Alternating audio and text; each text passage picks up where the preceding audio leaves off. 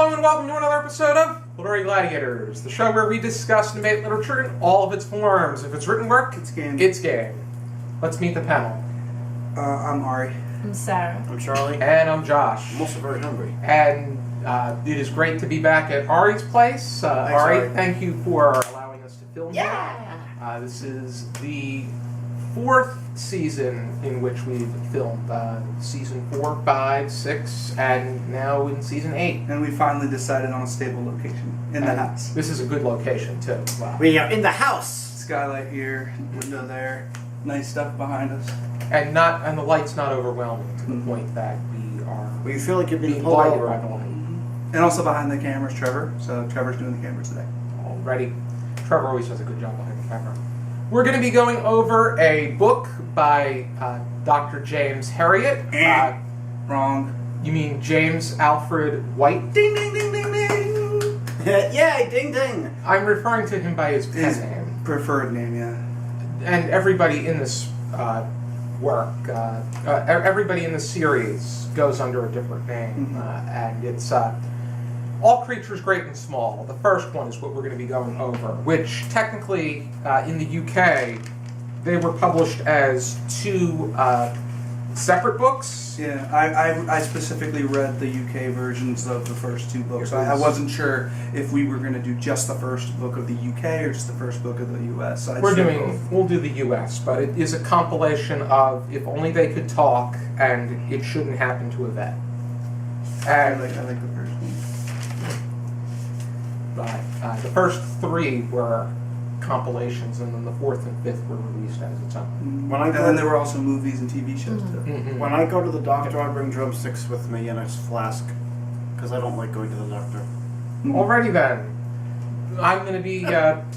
I will kick off with the discussion starter for All Creatures Great and Small, and that is: how would you describe Dr. James Herriot?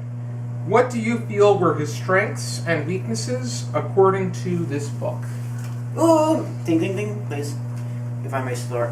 Dr. James Herriot, and of course I'm referring to the pen name as well.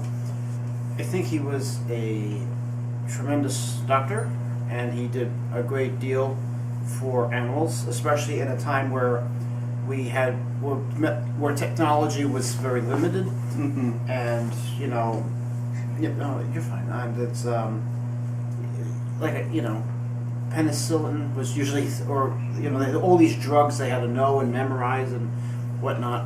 Well, it's not just the drugs. Because, Well, yeah, true. Yeah, because, if you think about it, the way back in 1910, 1920, when this is supposed to take right around that time, farming was done by, draft horses. Yes. Stuff like that. Yeah. And this was when it was evolving into tractors. True. So it's not just medicine, it's also This the was general set- world. Right. This was set in the 30s and Yeah. 40s. Though. Oh, no, I know that. Well, no, I know what you're when saying. James Herriot was born, I think it was 1914. 1916 16? or 17. But, Yeah, 16.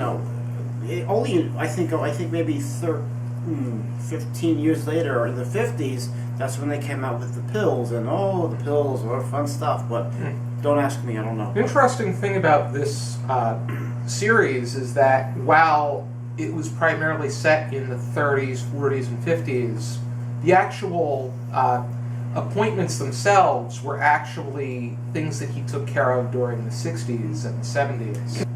Well, with what you said too, if this was taken, if it was during the 60s, that's when That's when the appointments, he took them from interactions from the 60s and 70s, and he applied them to the 30s and 40s and 50s. Penicillin was invented in Israel. Yeah. They discovered it on moldy bread. I like bread. I love bread. But I like dough. Me too.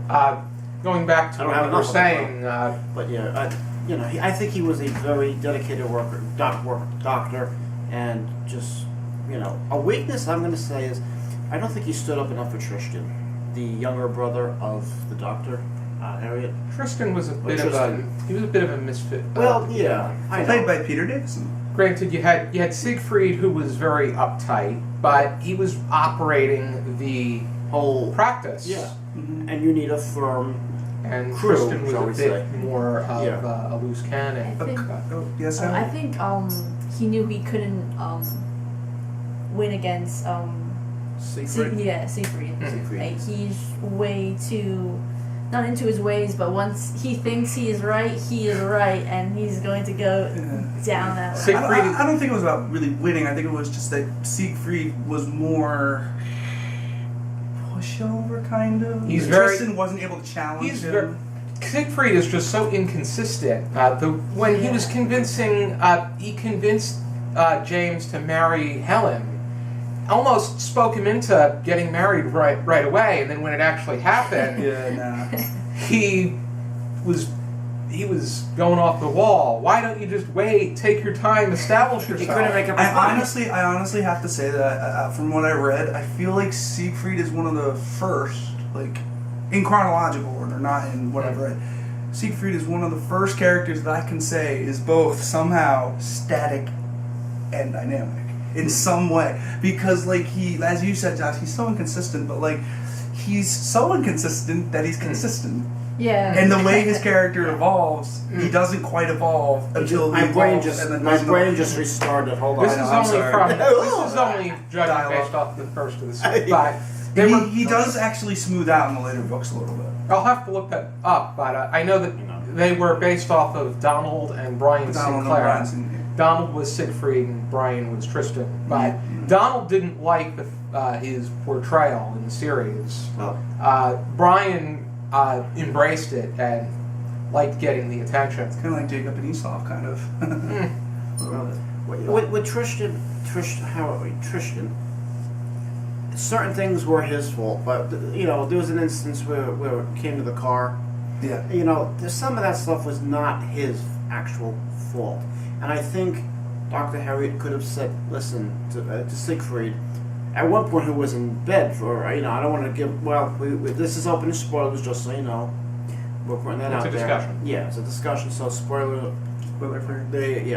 Spoiler. I meant spoiler. Yeah. Non-spoiler free. Yeah, this is, but still, without getting out too much, he was at one point very sick and he couldn't even talk. Mm. But he was, I read where he bolted upright in the bed and was trying to scream at his brother for wrecking the car, which was actually not his fault, because somebody tried to overtake him with a lorry.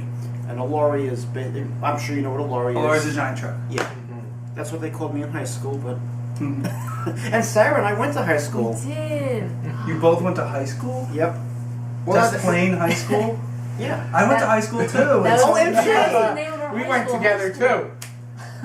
We both of us went to high school. Oh, MG. We all went Look to high at school. that. They Wow. they went to high school together. I'm not giving out the name. But I want. And Ari and I went to high school together. But we didn't graduate from the same high school. Okay, Not necessarily. important. Anyway, I do want to talk about the animals, obviously. But I love animals. Yeah, but the one thing I do want to I want to talk about a theory I have. Ooh. Very briefly, before we get into the animal stuff. Yes. This is from both the TV show and from the book, because I had only seen the TV show before I read the books, the first 2 or 3 books, and then I kind of was like, no, it kind of makes sense. I think that Tristan Barnett has depression. That's just my Yeah. maybe anxiety. That's just what my theory is here, because like every time he makes a mistake, he does try to learn from it, but he doesn't feel like he's worthy of what he's done. You know. I can see that. Yeah, he feels like down on himself. Mhm. And being constantly berated. But he still does what he needs to do, but he very much... It's like people who, like, have been bullied in the past, like, and then when they try to make a life for themselves, they always feel that everything they do is going to be ridiculed. Yeah. And then his Siegfried's very overwhelming. Yeah, he's Right, the opposite. yeah. He's the opposite. I would just sit on the person who, gets on my way, and that's all I have to do. But I think going back to the point about Dr. Herriot, I think that the most important thing about him is that he's perfectly human, and that's how he portrays himself as being. I think because he perceives himself as perfectly human, it makes the interactions with the animals all the more real. Mm-hmm. And it's he's natural. There's people that admire what he does, and then there's people that hate what he does. At least he isn't sharp or flat. Yeah. Yeah. But It's just natural. I think the best way to get into the animals is which case of Dr. Herriot's or patient did you enjoy the most? Well, I really like the story of Strawberry. The cow that was towards the end. Mm-hmm. I like cows. But I like cows too. They're pretty sweet. Mm-hmm. I like pink cows. Pink cows are great too. I love all kinds of cows. I don't think this They cow was exist, pink, Trevor. unfortunately. But her name was Strawberry, Mm-hmm. and so I'm trying to recall That was like the miracle one where he thought that she wasn't going to be alive, Right. and then when he came back, she was up and perfectly. Yeah, and I have to say that was probably my favorite one too. and Herriot kept making trips back and forth, and the owner, like the wife's owner, I think, she kept leaving him like food in his car for when he was coming, even though Strawberry was getting better, and she miraculously.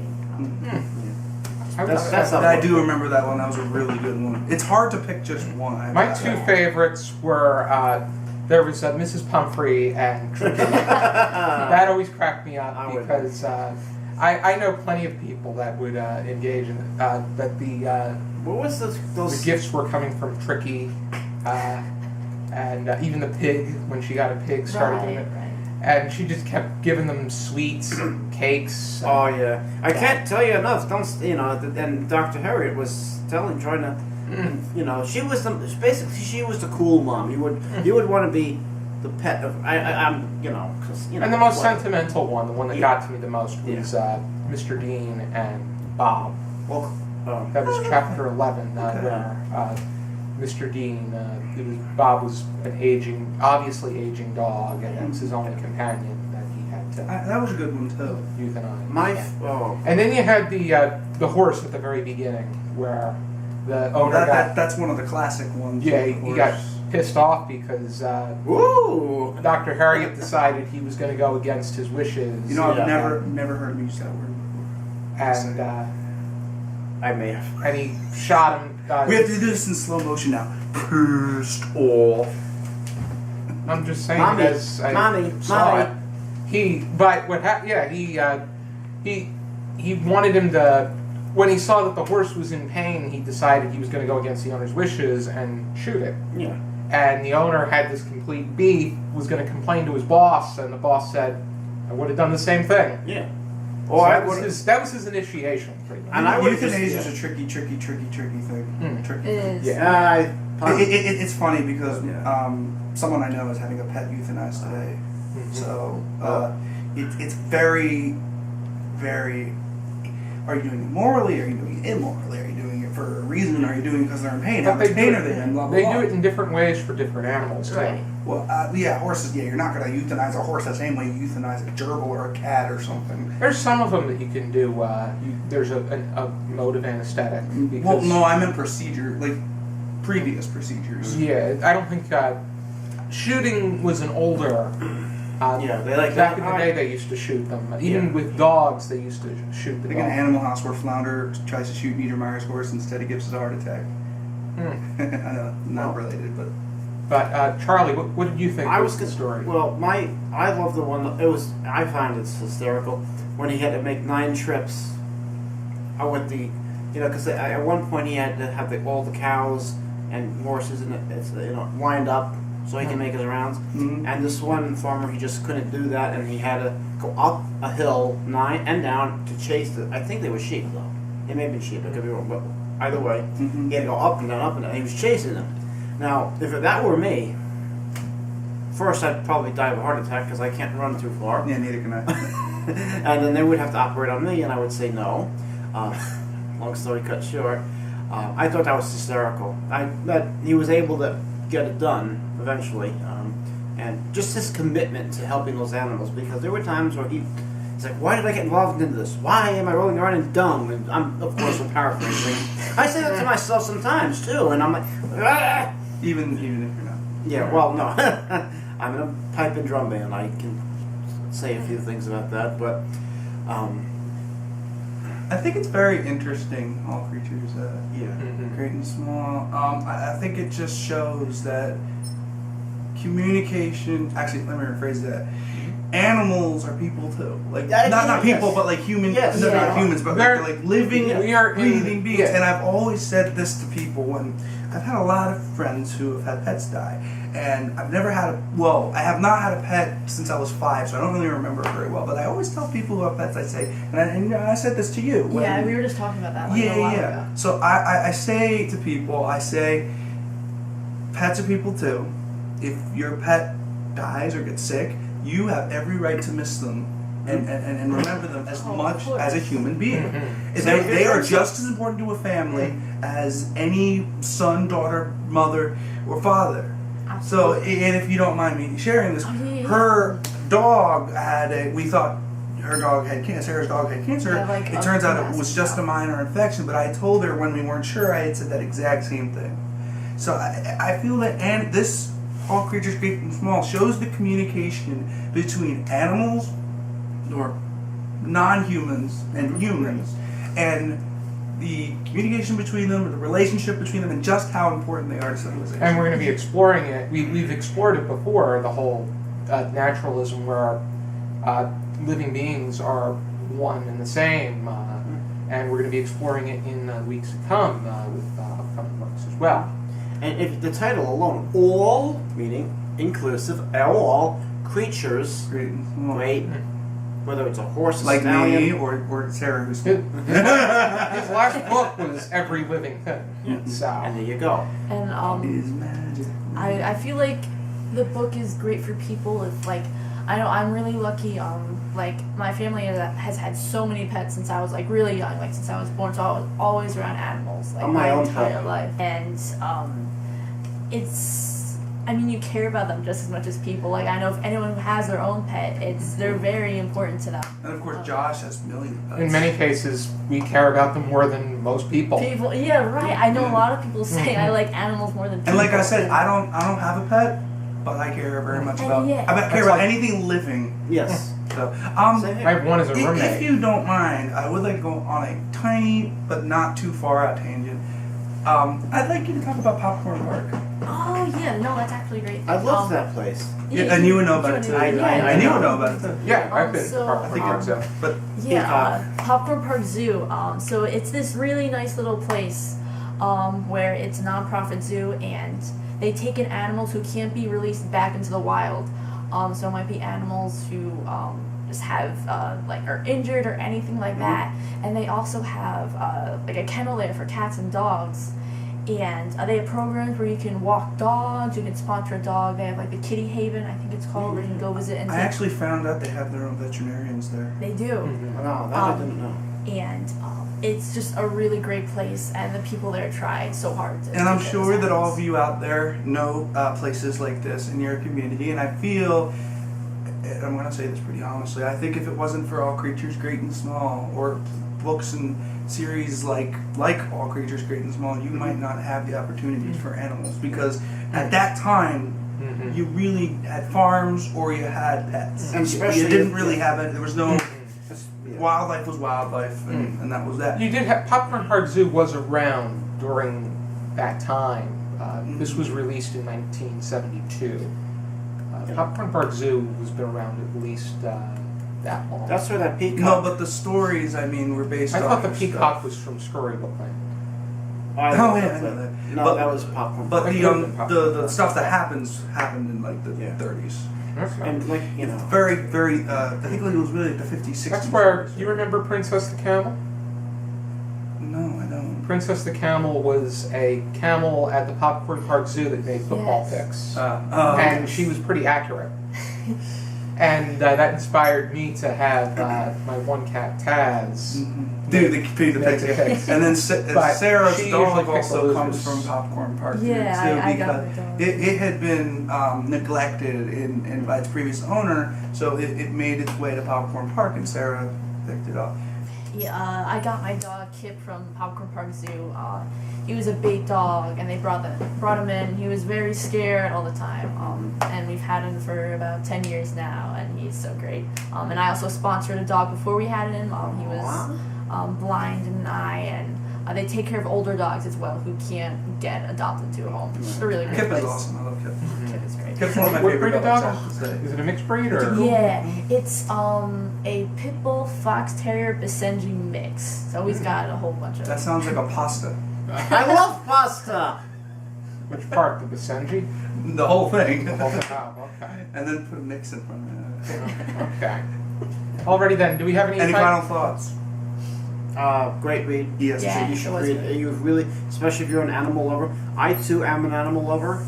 But there's, you can't have a bunch of animals running around your drum set. But and in a way, my drum set is my pet. What are you talking about? Animal always plays drums. Ever seen Muppets? Well, yes, yes. But I'm saying you don't want that one around your drum set because. By the way, Trevor's laughing off camera. Just saying. The first time I came across Dr. Herriot was freshman English class. We read some of the. You did?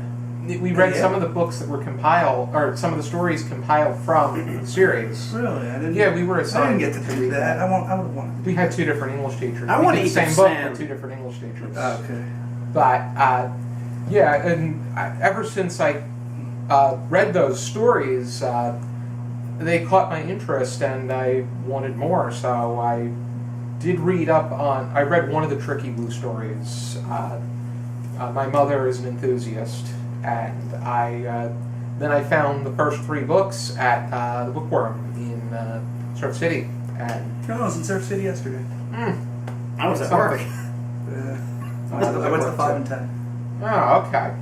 Were the cookies there? How would Yes. Yes. How would we rate this on a 0 to 5 scale with half stars permitted? I have to rate them as 2 separate books because I read them separately. Okay. The first one was better than the second, I think. Okay. Although I really did like the cow story. That's probably my favorite. I book. like cows. So I'd probably say the first one. What was it called again? Different something. The first one was called If Only They Could Talk. If only they could talk. That's it. So if only they could talk. Compilation of stories. I give it like a 4 or 4.5. Second one, the stories were still good, but some of them started to have like a trope repetition. I'd still give it a 4. But that cow story gets like a Granted, 5. the second part was a lot about, it became more about his interactions with people, primarily with Helen. Yeah, I will say though that the strawberry, the cow story gets a 5. Can I do that? Can I do Yeah. Strawberry gets a 5. Yeah. Yeah, definitely towards the end of the book, it got more into his interactions with Helen and going out. I wish there were more animal stories at the end, but the whole thing I would probably give it a 4. That may have been why I kind of dwindled a little bit at the end, was because they kind of shift gears a little bit there. I think it's relevant though, because It's these are absolutely things- relevant. It's just these like are I was things that focusing happen. on one thing. And Helen was based off of Joan Danbury, who remained his wife until his death in 1995. Mhm. I'll still learn how to walk. My turn. I'm giving it a solid 4.5. A solid 4. And a half. Solid 4.5. solid. Why? Because I loved it. I loved the book. Why am I giving it? Why is that half less there? Because I read it as 1 book, and I did not know it was 2. So that was Actually, really like Most of us do. Yeah. There's 8 in the, So- or the it's 8, yeah, 8, because the first 3 are 2 books compiled. Mhm. So that got a little confusing, but other than that, if you're like I said, if you're an animal lover, you got to read this. It's great, and like I said, That I agree with. Yeah. What about you, Josh? Solid 4, So- because I think that this is an important book. I think that it quenches the it quenches an animal. What's that word supposed to be? To quench your thirst. Quench. Quench. Quench. It's an accent. It's not that you have no accent. let's just say it's quintessential. Oh God! Yay! In Ari's accent, it quench is I don't have an accent. the I will not. I will the- take my mom voice out the today. love of animals that people have. I agree. And I feel that, but I also feel that anybody can become immersed in the story and in Dr. Herriot's expeditions because he's so relatable. He is perfectly human. I have a question specifically for Josh. What did you think about the interpretation of the animals in this book? Moo. Aw, that's what I would I say. think that Or do you think they were accurate? Or do you think it was a little bit stretched? I really don't think. I think that there was much more. I think that the people's emotions stood out far more than the Well, animals. that's to be expected. It's to but, be like, expected, the but actions of the animals, I meant, not necessarily the emotions. they seemed like they were real. It wasn't. Okay. I don't think that he. I think that there are animals that can react that way, and I think they do react that Well, way. I know Kayla, who is a frequent participant. She's a veterinarian, or a vet. She's Flickinger? Yeah, Flickinger. She's a veterinary assistant, and she's been bitten and scratched by a raccoon. Oh. She didn't get rabies, did she? She did, but she got the shots, and she now they make her the designate. When she was at her old place, she was the designated holder, the person that holds the animals when they're getting something done. And one of them also bit her in the face right before the wedding. Which, ouch! It's hard to say. Animals can got do. bit by an iguana. Animals can do these kind of things. Well, let's put it this way: when I see my doctor, I have a kicking reflex too.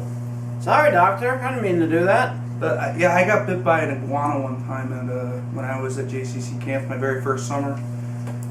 The iguana was very unfriendly, and I took it out of his cage, and I think when you go into any sort of not business but helping with animals, you need to be on board with. You need to be paying with- attention to Some it. animals You can't don't be like drinking, having their needle Yeah. stuck in their udders. I mean, I wouldn't like that, even though it was going to help me live longer or whatnot. No. I've been one of my roosters, vicious individual.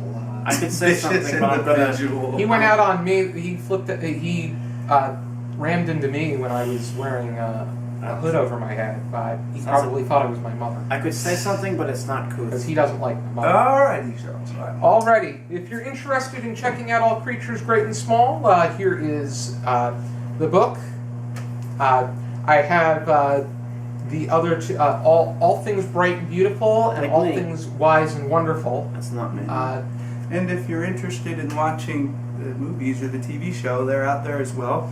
The British TV series stars Peter Davison as Tristan Barnett, who eventually goes on to play one of the Doctor Who's.